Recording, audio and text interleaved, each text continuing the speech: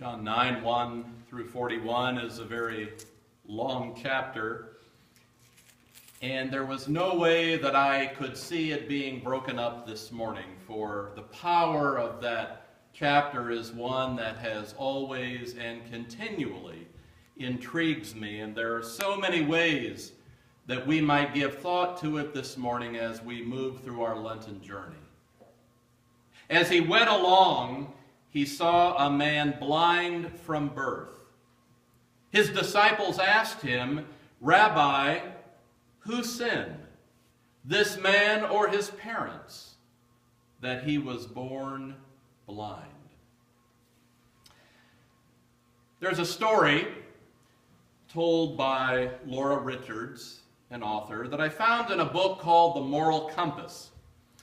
And it concerns a meeting between, quote, the angel who tends to things, unquote, and a man at work.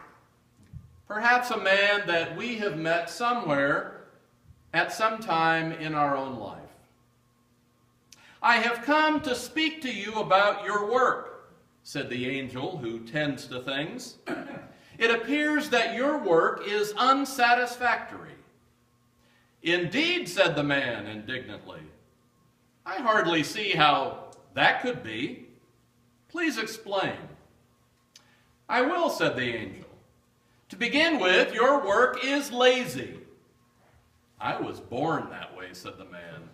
"It's a family failing, which I have always regretted." "And your work is not put together well," said the angel. "The parts simply don't fit." "Well, I never had an eye for proportion," said the man. "I admit it is unfortunate." "Frankly, the whole thing is a big mess," said the angel. "You have put neither brains nor heart into it, and the result is a ridiculous failure. What do you propose to do about it?" "Well, I credited you with more comprehension," said the man. "I thought you would understand. My faults, such as they are, were born with me. I am sorry that you don't approve of me, but that is the way I was made. Do you understand?" "Yes, I see," said the angel, who then stretched out a very strong white hand, and taking this man by the collar, tossed him by the neck into a nearby muddy ditch. "What is the meaning of that?" cried the man as he scrambled out breathless and dripping with mud. "I've never seen such behavior. Do you not see what you have done to me? You have ruined my clothes and nearly drowned me." "Oh yes," said the angel. "That's the way I was made." In life, some things are useful and others are not. Blaming one's circumstances, one's birthright, one's parents, one's environment, or one's skills for what kind of work we do, or what kind of faults we have, as did the man in Laura Richards' story, is, well, astonishingly useless. In fact, it is beyond useless. It is misleading, and indeed, it is very harmful. Why? Because it takes a person in a direction where there is almost no help for them, almost no way for them to claim the inner power and freedom that God has built into their very souls. Another thing that is equally useless, equally misleading, and equally harmful is trying to determine who is to blame for another person's misfortune, which is what the disciples are trying to do today in this gospel reading, and what many people, believers and unbelievers alike, do every day. You heard the story that as Jesus went along, he saw a man blind from his birth, and the disciples asked him, "Rabbi, who sinned, this man or his parents, that he was born blind?" How often we have seen someone on the news perhaps even a neighbor, enduring one hardship after another, and then heard others talking about the situation, saying things like, well, it's very unfortunate. But if the family only knew how to budget better, they wouldn't be in that mess. Or it's sad, but what can they expect? They never look after themselves properly, and they certainly don't take care of each other. Or they never had a chance because their parents were just the same.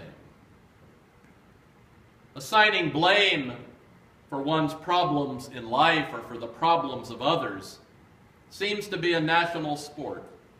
Assigning blame is, in fact, so popular that it has even become politically correct. Just the other day, I read an article that was pointing out that the misfortunes of women are caused by men. Poverty is the fault of capitalism. Welfare is caused by poor living conditions and a poor upbringing. And our own aggressiveness, rudeness, road rage, anxiety, and fear, and our lack of forgiveness is the result of how we were treated by uncaring teachers or abusive parents. There is a lack of accepting personal responsibility, of looking the other way, of not owning up to our own problems and mistakes. There is a blindness that is even greater than the blindness that Jesus encountered that day when he was going along the road to Jerusalem and came across this man who was born blind.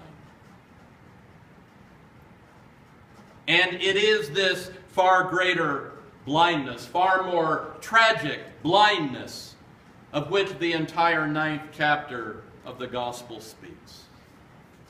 It was important for the Christ. We are privileged to see the disciples floundering for causes of some congenital defect.